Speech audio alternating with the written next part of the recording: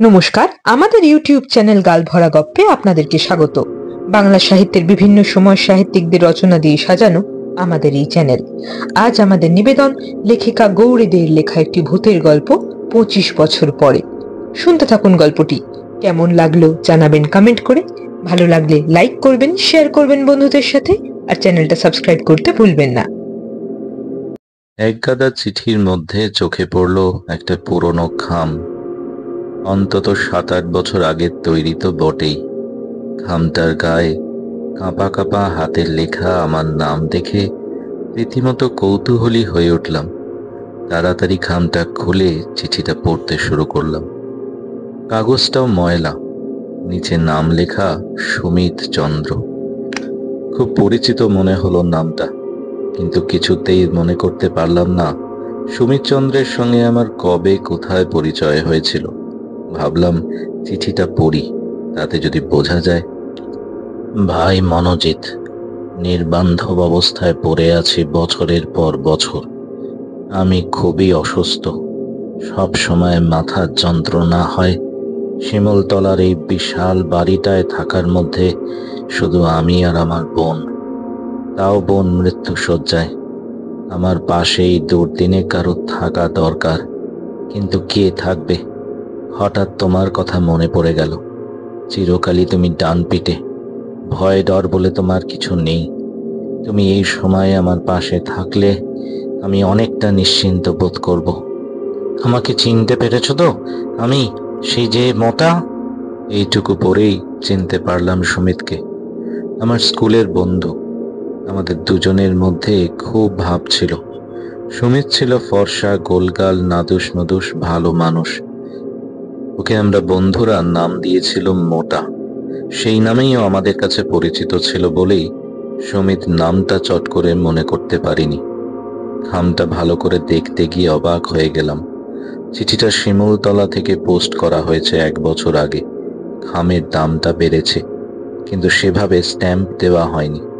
ভাবলাম তাই হয়তো পড়েছিল ডাক বিভাগে, তারপর দয়া করে কেউ সেটা পাঠিয়েছে। এতদিনের সুমিতের কি অবস্থা হলো কে জানে। ঠিক করলাম কালই রওনা হব। ক্ষতি কি? বন্ধুর উপকারও করা হবে, বেড়ানোও হবে। কদিনে ছুটি নিয়ে যাত্রা করলাম শিমুলতলার দিকে। পৌঁছতে বিকেল হয়ে গেল। চিঠির তলায় ঠিকানা ছিল।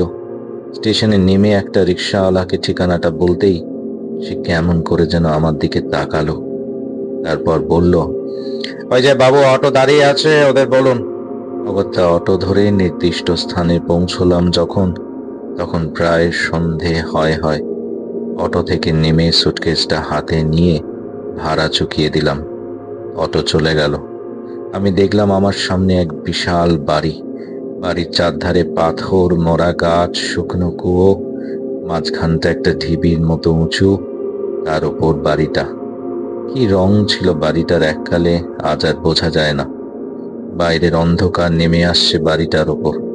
ছাদের পাঁচিলে বিরাট ফাটল, তার গা চিরে বিশাল অশ্বত্থ গাছের শেকড় নেমেছে। মনে হচ্ছে বুঝি বা ভেঙে পড়লো এবার পুরো বাড়িটা। গা ছমছম করতে লাগলো। এ কোথায় এলাম? নাকে ভেসে এলো এক অশুভ রহস্যময় গন্ধ। একবার মনে করলাম ফিরে যাই, কিন্তু ছোটবেলা থেকে সাহসী বলে আমার একটা সুনাম ছিল। সেই কথা মনে পড়তেই দৃঢ় পদক্ষেপে এগিয়ে গেলাম বাড়িটার দিকে। সদর দরজা ভেজানো ছিল। হাত দিয়ে খুলতে যাব, নিজের থেকেই সেটা খুলে গেল। সামনে একটা লোক দাঁড়িয়ে, বোধহয় কাজের লোক। তাকে বললাম, সুমিত আছে? বলবেন আমি ওর বন্ধু এসেছি। লোকটা স্থির দৃষ্টিতে কিছুক্ষণ আমার দিকে তাকিয়ে রইল। আমার সুটকেসটা তুলে নিয়ে গিয়ে চলল। আমি চললাম ওর পেছনে। মনে হলো লোকটা যেন বোবা। দালানের পর দালান, ঘর ফেলে গিয়ে চলেছি। শেষে একটা প্রায় অন্ধকার ঘরে ঢুকে পড়ল লোকটা। আমিও ঢুকলাম। ইলেকট্রিকের আলো নেই, মোমবাতিও জ্বালেনি কেউ। দেখলাম একটা ইজি চেয়ারের উপর একটা মানুষের দেহ। এতক্ষণে চোখটা সয়ে গেছে অন্ধকারে। দেখলাম চেয়ারের গায়ে হেলান দিয়ে শুয়ে আছে একটা কঙ্কালসার দেহ। এই কি সুমিত? সেই কঙ্কালসার দেহে ঠোঁটটা নড়ে উঠল। বলল, মনোজিৎ, এসেছিস?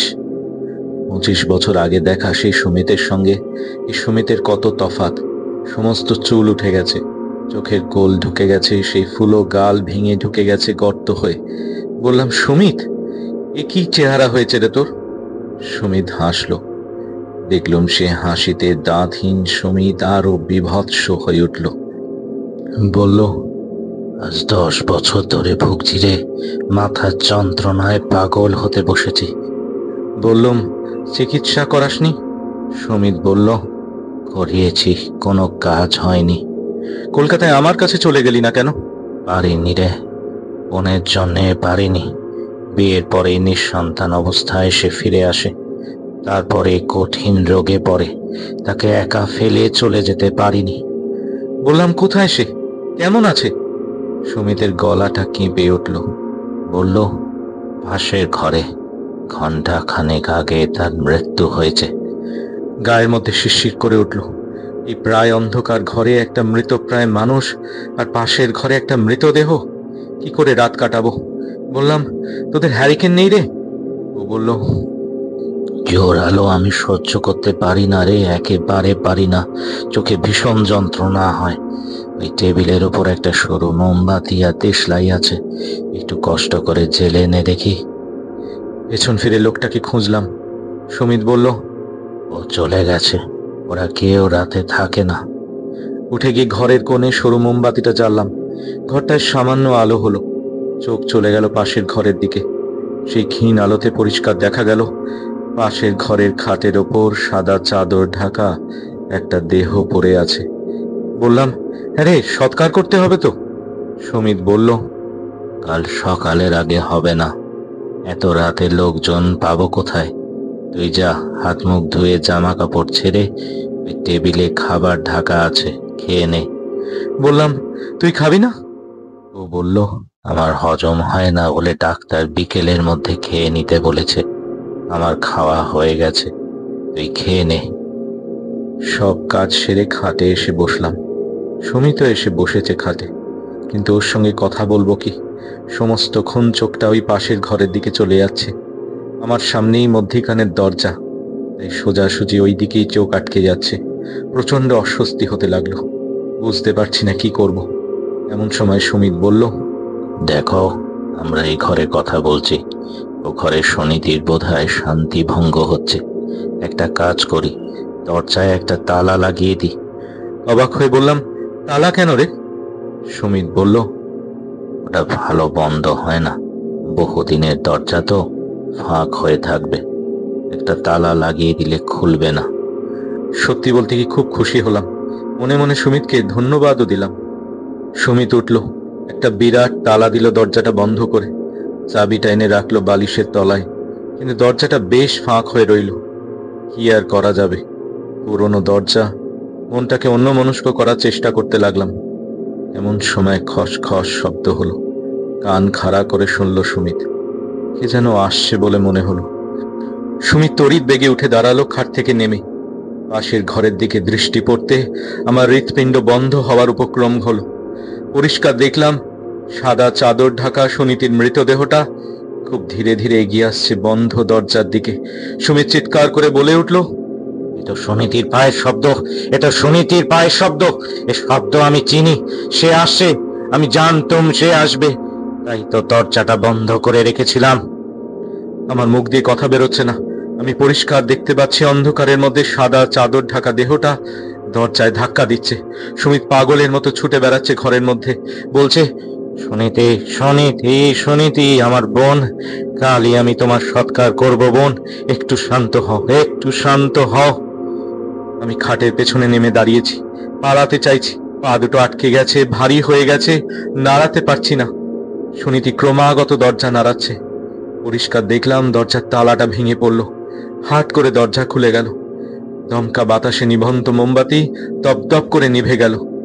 আর ঠিক সেই মুহূর্তে সুনীতির চাদরে ঢাকা শবটা ঝাঁপিয়ে পড়ল সুমিতের ওপর।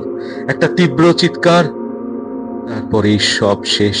ততক্ষণে আমি দরজা খুলে ছুটতে আরম্ভ করেছি। পাগলের মতো ছুটছি তো ছুটছি। কতক্ষণ ছুটেছি জানি না। দিনের আলো চোখে পড়তে জ্ঞান এলো। দেখলাম একটা বড় মাঠের মধ্যে আমি একা শুয়ে আছি। বুঝতে পারলাম এইখানেই কালকে অটোটা আমায় নামিয়ে দিয়েছিল। পাশে সুটকেসটা পড়ে আছে। সামনের দিকে তাকিয়ে দেখি সেই বিশাল বাড়িটা আর নেই। তার বদলে পড়ে আছে ইটকাট পাথরের এক বিরাট ধ্বংসস্তূপ। শুনছিলেন লেখিকা গৌরীদের লেখা গল্প 25 বছর পরে। কেমন লাগলো গল্পটি জানাবেন কমেন্ট করে। ভালো লাগলে লাইক করবেন, শেয়ার করবেন বন্ধুদের সাথে, আর চ্যানেলটা সাবস্ক্রাইব করবার অনুরোধ রইল। আগামীকাল এই চ্যানেলে আপনাদের জন্য থাকবে আর একটা জমাটি গল্প, শুনতে ভুলবেন না কিন্তু।